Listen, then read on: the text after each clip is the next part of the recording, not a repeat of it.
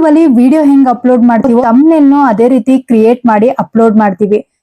ಏನಾದ್ರೂ ಇಲ್ಲಿ ನೀವು ತಪ್ಪುಗಳನ್ನ ಮಾಡ್ತಾ ಇದ್ದೀರಾ ಅಂತ ಅಂದ್ರೆ ನಿಮ್ಮ ಚಾನಲ್ಗೆ ತುಂಬಾ ಪ್ರಾಬ್ಲಮ್ ಆಗುತ್ತೆ. ಯೂಟ್ಯೂಬ್ ನಲ್ಲಿ ಏನೇನು ಅಪ್ಡೇಟ್ ಬಂದಿದೆ 2026 ಅಲ್ಲಿ, ಅದು ಫೆಬ್ರವರಿ ಮಾರ್ಚ್ ನಲ್ಲಿ ಏನೇನು ಅಪ್ಡೇಟ್ ಗಳು ಬಂದಿದೆ ಅನ್ನೋದನ್ನ ಈ ವಿಡಿಯೋದಲ್ಲಿ ಕಂಪ್ಲೀಟ್ ಆಗಿ ಹೇಳ್ತೀನಿ. ವಿಡಿಯೋ ಎಲ್ಲೂ ಸ್ಕಿಪ್ ಮಾಡೋದಕ್ಕೆ ಹೋಗ್ಬೇಡಿ, ಆದಷ್ಟು ವಿಡಿಯೋ ಕಂಪ್ಲೀಟ್ ಆಗಿ ನೋಡಿ. ವಿಡಿಯೋದಲ್ಲಿ ಒಂದೊಂದು ಪಾಯಿಂಟ್ ತುಂಬಾನೇ ಇಂಪಾರ್ಟೆಂಟ್. ನಾನು ಈ ವಿಡಿಯೋದಲ್ಲಿ ಒಂದು ಬೋನಸ್ ಟಿಪ್ ನ ಕೊಡ್ತಾ ಇದ್ದೀನಿ. ಅದ್ರ ಜೊತೆಗೆ ಏನು ಮಿಸ್ಟೇಕ್ಸ್ ಇದೆ, ಏನ್ ಅಪ್ಡೇಟ್ ಇದೆ ಅನ್ನೋದನ್ನು ಹೇಳ್ತೀನಿ. ಈ ವಿಡಿಯೋ ಕಂಪ್ಲೀಟ್ ಆಗಿ ನೋಡಿ, ಎಲ್ಲೂ ಸ್ಕಿಪ್ ಮಾಡೋದಕ್ಕೆ ಹೋಗ್ಬೇಡಿ. ಬನ್ನಿ ಸ್ಟಾರ್ಟ್ ಮಾಡೋಣ. ಯೂಟ್ಯೂಬ್ ತಮ್ನೇಲ್ ಕ್ರಿಯೇಟ್ ಮಾಡಿ ಆದ್ಮೇಲೆ ಅಪ್ಲೋಡ್ ಮಾಡುವಾಗ ನಿಮ್ಗೆ 2 MB ಗಿಂತ ಜಾಸ್ತಿ ಇತ್ತು ಅಂತ ಹೇಳಿದ್ರೆ ಅವಾಗ ಆ ತಮ್ನೇಲ್ನ ಯೂಟ್ಯೂಬ್ ಅಲ್ಲಿ ತಗೊಳ್ತಾ ಇರ್ಲಿಲ್ಲ. ಆದ್ರೆ ಇವಾಗ 2 MB ಗಿಂತ ಜಾಸ್ತಿ ಅಂದ್ರೆ 50 MB ವರೆಗೂ ತಮ್ನೇಲ್ನ ಅಪ್ಲೋಡ್ ಮಾಡ್ಬೋದು. ಅವಾಗ ಕ್ಲಾರಿಟಿನೂ ಚೆನ್ನಾಗಿರುತ್ತೆ. ಆದ್ರೆ ಒಂದು ನೆನಪಿರ್ಲಿ, 16:9 ರೇಷಿಯೋ ಬರುತ್ತಲ್ವಾ, ಲ್ಯಾಂಡ್ಸ್ಕೇಪ್ ಅಲ್ಲಿ ಬರುತ್ತಲ್ವಾ, ಆ ರೀತಿನೇ ಇರಬೇಕು. ಪೋರ್ಟ್ರೈಟ್ ಅಲ್ಲಿ ನೀವು ಏನಾದ್ರು ಮಾಡ್ತಾ ಇದೀರಾ ಅಂದ್ರೆ ಅದನ್ನ ನೀವು ಮಾಡೋದು ಬರೀ ಶಾರ್ಟ್ಸ್ಗೆ. ಆದ್ರೆ 16:9 ಅಲ್ಲಿ ಇವಾಗ ನೀವು ವಿಡಿಯೋ ಹೆಂಗ್ ಲಾಂಗ್ ವಿಡಿಯೋ ಹೆಂಗ್ ಮಾಡಿರ್ತೀರೋ ಅದೇ ರೀತಿ ತಮ್ನೇಲು ಸಹಿತ ಇರ್ಬೇಕಾಗುತ್ತೆ. ತಮ್ನೇಲ್ ಅಲ್ಲಿ 50 MB ವರೆಗೂ ಇವಾಗ ಮಾಡಿರೋದ್ರಿಂದ ವಿಡಿಯೋದಲ್ಲಿ ನೀವು ತಮ್ನೇಲ್ ಹಾಕುವಾಗ ಚೆನ್ನಾಗಿ ಕ್ಲಾರಿಟಿ ಆಗಿರುತ್ತೆ. ಹಾಗೆ ಒಂದು ಒಳ್ಳೆ ತಮ್ನೇಲು, ಅಟ್ರಾಕ್ಟಿವ್ ಆಗಿರುವಂತ ತಮ್ನೇಲ್ಗಳನ್ನ ಕ್ರಿಯೇಟ್ ಮಾಡಿ. ಯೂಟ್ಯೂಬ್ ವಿಡಿಯೋ ಹಾಕೋದ್ ಮಾತ್ರ ಇಂಪಾರ್ಟೆಂಟ್ ಅಲ್ಲ, ತಮ್ನೇಲು ತುಂಬಾ ಇಂಪಾರ್ಟೆಂಟ್. ಅದಕ್ಕೆ ತಮ್ನೇಲ್ ಹಾಕೋದನ್ನ ಮರಿಬೇಡಿ. ಆದಷ್ಟು ತಮ್ನೇಲ್ನ ತುಂಬಾ ಟೈಮ್ ತಗೊಂಡು ನಿಮ್ಗೆ ಯಾವ ರೀತಿ ಅದನ್ನ ಅಪ್ಲೋಡ್ ಮಾಡ್ಬೇಕು, ಯಾವ ರೀತಿ ಮಾಡ್ಬೇಕು ಅನ್ಸುತ್ತೋ ಅದೇ ರೀತಿ ಕ್ರಿಯೇಟ್ ಮಾಡಿ. ನೀವು ತಮ್ನೇಲ್ನ 5 ನಿಮಿಷಕ್ಕೆ AI ಅಲ್ಲಿ ಕ್ರಿಯೇಟ್ ಮಾಡಿ ಹಾಕ್ತೀನಿ ಅಂದ ತಕ್ಷಣ ಒಬ್ರೊಬ್ರಿಗೆ ಅದು ವೈರಲ್ ಆಗ್ಬೋದು. ಆದ್ರೆ ನ್ಯಾಚುರಲ್ ಆಗಿ ನೀವೇ ಕುತ್ಕೊಂಡು ನೀವೇ ಒಂದು ಕ್ರಿಯೇಟಿವಿಟಿನಲ್ಲಿ ಮಾಡ್ತಿರಲ್ಲ, ಅದು ತುಂಬಾನೇ ಡಿಫ್ರೆಂಟ್ ಆಗಿರುತ್ತೆ. ಅದಕ್ಕೆ ಆದಷ್ಟು ತಮ್ನೇಲ್ನ ಚೆನ್ನಾಗಿ ಕ್ರಿಯೇಟ್ ಮಾಡಿ. ಮಲ್ಟಿ ಲ್ಯಾಂಗ್ವೇಜ್ ಅಲ್ಲಿ ತಮ್ನೇಲ್ನ ಕ್ರಿಯೇಟ್ ಮಾಡ್ಬೋದು. ಈಗ ನಿಮ್ಮ ವಿಡಿಯೋದಲ್ಲಿ ಕನ್ನಡ ಮತ್ತೆ ಇಂಗ್ಲಿಷ್ ನ ಹಾಕಿದೀರಾ, ಹಿಂದಿನೂ ಹಾಕಿದೀರಾ. ಆಗ ಹಿಂದಿಯವರು ನೋಡ್ಲಿ, ಕನ್ನಡದವರು ನೋಡ್ಲಿ, ತೆಲುಗು ಅವರು ನೋಡ್ಲಿ, ಹಾಗೇನಾದ್ರೂ ಇದೆ ಅಂತ ಅಂದಾಗ ಆವಾಗ ನೀವು ಇಂಗ್ಲಿಷ್ ನಲ್ಲೂ ಒಂದು ತಮ್ನೇಲ್ನ ಕ್ರಿಯೇಟ್ ಮಾಡಿ, ಹಿಂದಿನಲ್ಲಿ ಒಂದು ತಮ್ನೇಲ್ನ ಕ್ರಿಯೇಟ್ ಮಾಡಿ. ಆ ರೀತಿ ತಮ್ನೇಲ್ನ ಕ್ರಿಯೇಟ್ ಮಾಡಿ ವಿಡಿಯೋನ ಅಪ್ಲೋಡ್ ಮಾಡೋದ್ರಿಂದ ಇದರಿಂದ ನಿಮಗೂ ವ್ಯೂಸ್ ಚೆನ್ನಾಗಿ ಬರುತ್ತೆ. ಅದು ನೆನಪಲ್ಲಿ ಇಟ್ಕೊಳ್ಳಿ. ಆದಷ್ಟು ತಮ್ನೇಲ್ನ ಕ್ರಿಯೇಟ್ ಮಾಡುವಾಗ ಇದು ನೆನಪಲ್ಲಿ ಇರ್ಬೇಕು. ಈಗ ಇದನ್ನು ಅಲೋ ಮಾಡ್ತಾ ಇದೆ ಯೂಟ್ಯೂಬ್. ಇವಾಗ ನೀವು ತಮ್ನೇಲ್ನ ಕ್ರಿಯೇಟ್ ಮಾಡ್ತಿದ್ರಾ ಅಂದ್ರೆ 2 ತಮ್ನೇಲ್ಗಳನ್ನ ಕ್ರಿಯೇಟ್ ಮಾಡಿ ಅದನ್ನ ನೀವು ಅಪ್ಲೋಡ್ ಮಾಡೋದ್ರಿಂದ ಇದರಿಂದ ನಿಮ್ಗೆ ವ್ಯೂಸ್ ಜಾಸ್ತಿ ಬರುತ್ತೆ. ಯಾಕಂದ್ರೆ ಇಂಗ್ಲಿಷ್ ನಲ್ಲಿ ನೀವು ಯಾರಾದ್ರೂ ತಮ್ನೇಲ್ನ ಇಂಗ್ಲಿಷ್ ಅನ್ನ ಸರ್ಚ್ ಮಾಡಿ ನೋಡ್ತಾ ಇದಾರೆ ಅಂದ್ರೆ ಆಗ ಅಲ್ಲಿ ಇಂಗ್ಲಿಷ್ ನಲ್ಲಿ ನೋಡ್ತಾ ಇರೋರಿಗೆ ಅವ್ರಿಗೆ ಇಂಗ್ಲಿಷ್ ತಮ್ನೇಲ್ ತೋರಿಸುತ್ತೆ, ಕನ್ನಡದಲ್ಲಿ ನೋಡ್ತಾ ಇರೋರಿಗೆ ಕನ್ನಡ ತಮ್ನೇಲ್ ತೋರಿಸುತ್ತೆ.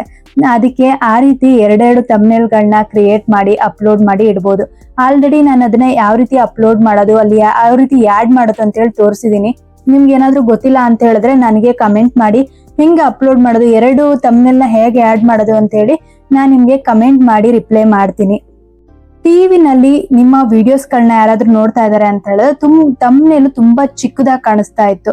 ಆದ್ರೆ ಈಗ ಆ ತಮ್ನೇಲು ದೊಡ್ಡದಾಗಿ ಕಾಣಿಸುವಂಗೆ ಮಾಡಿದ್ದಾರೆ, ತುಂಬಾ ಅಟ್ರಾಕ್ಟಿವ್ ಆಗಿ ಕಾಣಿಸುವಂಗೆ ಮಾಡಿದ್ದಾರೆ. ಯೂಟ್ಯೂಬ್ ಅಲ್ಲಿ ನೀವೇನಾದ್ರೂ ಟಿವಿನಲ್ಲೆಲ್ಲಾದ್ರೂ ನೋಡ್ತಾ ಇದ್ದೀರಾ ಅಂತ ಅಂದ್ರೆ ಆಗ ತುಂಬಾ ಅಟ್ರಾಕ್ಟಿವ್ ಆಗಿ ತಮ್ನೇಲ್ಸ್ ಕಾಣಿಸುತ್ತೆ. ಅದಕ್ಕೆ ಆದಷ್ಟು ನೀವು ವಿಡಿಯೋಸ್ಗಳನ್ನ ಆಡ್ ಮಾಡುವಾಗ ಅವಾಗೆಲ್ಲ ಸ್ವಲ್ಪ ಅಟ್ರಾಕ್ಟಿವ್ ಆಗಿರುವಂತ ತಮ್ನೇಲ್ಗಳನ್ನ ಕ್ರಿಯೇಟ್ ಮಾಡಿ.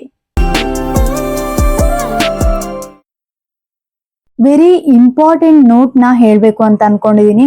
ಏನಂತಂದ್ರೆ ಯೂಟ್ಯೂಬ್ ಅಲ್ಲಿ ತಮ್ನೇಲ್ನ ಆಡ್ ಮಾಡಿರ್ತೀರಾ, ಅಲ್ಲಿ ಯೂಟ್ಯೂಬ್ ಸ್ಟ್ರಿಕ್ಟ್ ಆಗಿ ಹೇಳಿದೆ, ಆಲ್ರೆಡಿ ಕಮ್ಯುನಿಟಿ ಗೈಡ್ಲೈನ್ಸ್ ಅಲ್ಲಿ ಇದೆ, ಯಾವಾಗ್ಲೂ ನೀವು ತಮ್ನೇಲ್ನ ಆಡ್ ಮಾಡ್ತಿದ್ದೀರಾ ಅಂತ ಹೇಳಿದ್ರೆ ಸೆನ್ಸಿಟಿವ್ ಟಾಪಿಕ್ ಗಳನ್ನ ಆಡ್ ಮಾಡಂಗಿಲ್ಲ. ಬೇರೆ ಫೈಟಿಂಗ್ ಗಳಾಗ್ತಾ ಇರೋದು, ಅಂತ ತುಂಬಾ ದೊಡ್ಡ ಜಗಳ ಆಗ್ತಾ ಇರೋದು ಅಂತದ್ದೆಲ್ಲ ನೀವು ವಿಡಿಯೋಸ್ಗಳನ್ನ ಹಾಕುವಾಗೂ ಇಲ್ಲ, ತಮ್ನೇಲ್ ಅಲ್ಲಿ ಆಡ್ ಮಾಡಾಗೂ ಇಲ್ಲ. ಇದು ಮೇನ್ ಆಗಿ ನೆನಪಿರ್ಲಿ. ಆ ರೀತಿ ಏನಾದ್ರೂ ನೀವು ಮಾಡ್ತಾ ಇದ್ದೀರಾ ಅಂತ ಹೇಳಿದ್ರೆ ನಿಮ್ಮ ಚಾನಲ್ಗೆ ಪ್ರಾಬ್ಲಮ್ ಆಗುತ್ತೆ. ಅದಕ್ಕೆ ಆದಷ್ಟು ನೀವು ತಮ್ನೇಲ್ನ ಕ್ರಿಯೇಟ್ ಮಾಡುವಾಗ ಒಳ್ಳೊಳ್ಳೆ ನಿಮ್ಮ ವಿಡಿಯೋದಲ್ಲಿ ಏನಿದೆಯೋ ನಮ್ಮ ಎಜುಕೇಶನ್ ಸಂಬಂಧಪಟ್ಟಂಗ ಆಗಿರ್ಬೋದು, ಬೇರೆ ಏನಾದ್ರೂ ಆಗಿರ್ಬೋದು. ಇವಾಗ ಪೀಪಲ್ ಬ್ಲಾಗ್ಸ್, ಡೈಲಿ ಬ್ಲಾಗ್ಸ್ ಅಂತವೆಲ್ಲ ಮಾಡ್ತೀರಾ, ಆದ್ರೆ ಅದಕ್ಕೆ ಒಂದು ಅಟ್ರಾಕ್ಟಿವ್ ಆಗಿರುವಂತಹ ತಮ್ನೇಲ್ನ ಕ್ರಿಯೇಟ್ ಮಾಡಿ. ಯೂಟ್ಯೂಬ್ ಅಲ್ಲಿ ನೀವು ತಮ್ನೇಲ್ನ ಆಡ್ ಮಾಡುವಾಗ ಸ್ಟಿಕ್ಕರ್ ಗಳನ್ನೆಲ್ಲ ಸ್ವಲ್ಪ ಶಾಕಿಂಗ್ ಆಗಿ ಕಾಣ್ಲಿ, ಏನಾದ್ರೂ ಕ್ಯೂರಿಯಾಸಿಟಿ ಇದ್ರೆ ಆ ರೀತಿ ಕ್ಯೂರಿಯಾಸಿಟಿ ಆಗಿರ್ಲಿ, ಅಳ್ತಾ ಇದ್ರೆ ಅಳುವಂಗಿರ್ಲಿ, ಆ ರೀತಿ ಎಲ್ಲ ನಾವು ತಮ್ನೇಲ್ಗಳಲ್ಲಿ ಸ್ಟಿಕ್ಕರ್ ಗಳನ್ನ ಆಡ್ ಮಾಡ್ತಿದೀವಿ. ಯಾಕಂತ ಹೇಳಿದ್ರೆ ಅದು ಸ್ವಲ್ಪ ಅಟ್ರಾಕ್ಟಿವ್ ಆಗಿ ಕಾಣಿಸುತ್ತೆ ಅಂತ ಹೇಳಿ ಆಡ್ ಮಾಡ್ತೀವಿ. ಅದೇ ತಮ್ನೇಲ್ ಅಲ್ಲಿ ನೀವು ಏನೋ ಒಂಥರ ಇವಾಗ ಶಾಕಿಂಗ್ ಆಗಿ ತೋರಿಸಿರ್ತೀರಾ, ಆದ್ರೆ ವಿಡಿಯೋದಲ್ಲಿ ಅಲ್ಲಿ ಏನು ಶಾಕಿಂಗ್ ನ್ಯೂಸೇ ಇರಲ್ಲ. ಆ ರೀತಿ ಏನಾದ್ರೂ ನೀವು ಮಾಡಿದೀರಾ ಅಂತಂದ್ರೆ ಇದ್ರಿಂದನೂ ನಿಮ್ಮ ಚಾನೆಲ್ಗೆ ಪ್ರಾಬ್ಲಮ್ ಆಗುತ್ತೆ. ಅದಕ್ಕೆ ಆದಷ್ಟು ಚಾನೆಲ್ ಪ್ರಾಬ್ಲಮ್ ಆಗ್ಬಾರ್ದು ಅಂತ ಅಂದ್ರೆ ಸ್ಟಿಕ್ಕರ್ಗಳನ್ನ ಆಡ್ ಮಾಡಿ. ಆದ್ರೆ ಯೂಟ್ಯೂಬ್ ಅಲ್ಲಿ ನೀವು ಏನ್ ವಿಡಿಯೋ ಹಾಕಿರ್ತೀರಲ್ವಾ, ಆ ತಮ್ನೇಲಿಗ್ ಪ್ರಕಾರ, ಆ ಯೂಟ್ಯೂಬ್ ವಿಡಿಯೋಗಳಿಗೆ ಪ್ರಕಾರ ಹಂಗೆ ನೀವು ಇದನ್ನ ಸ್ಟಿಕ್ಕರ್ ಗಳನ್ನ ಆಡ್ ಮಾಡ್ಬೇಕು. ನೀವೇನ್ ಟೆಕ್ಸ್ಟ್ ಹಾಕಿರ್ತೀರೋ ಅದ್ರ ಪ್ರಕಾರ ಸ್ಟಿಕ್ಕರ್ ಗಳನ್ನೆಲ್ಲ ಆಡ್ ಮಾಡೋದು ಓಕೆ, ಆದ್ರೆ ಏನೇನೋ ಮಿಸ್ಲೀಡ್ ಮಾಡುವಂಗೆ ಸ್ಟಿಕ್ಕರ್ ಗಳನ್ನೆಲ್ಲ ಆಡ್ ಮಾಡೋದಕ್ಕೆ ಹೋಗ್ಬೇಡಿ. ಇದಿಷ್ಟು ಏನಾದ್ರು ನೀವು ತಮ್ನೇಲ್ ನ ಕ್ರಿಯೇಟ್ ಮಾಡ್ತಾ ಇದ್ದೀರಾ ಅಂತ ಹೇಳಿದ್ರೆ ತಮ್ನೇಲ್ ಅಲ್ಲಿ ಈ ಇಂಪಾರ್ಟೆಂಟ್ ನೋಟ್ ಗಳನ್ನ ನೀವು ನೆನಪಲ್ಲಿ ಇಟ್ಕೊಂಡ್ಲೇಬೇಕು. ಆದ್ರೆ ಎಲ್ಲಾದ್ರೂ ನೋಟ್ ಮಾಡಿ ಇಟ್ಕೊಳ್ಳಿ. ನೀವು ತಮ್ನೇಲ್ ಕ್ರಿಯೇಟ್ ಮಾಡುವಾಗ ಇದೆಲ್ಲ ನೆನಪಲ್ಲಿರ್ಲಿ.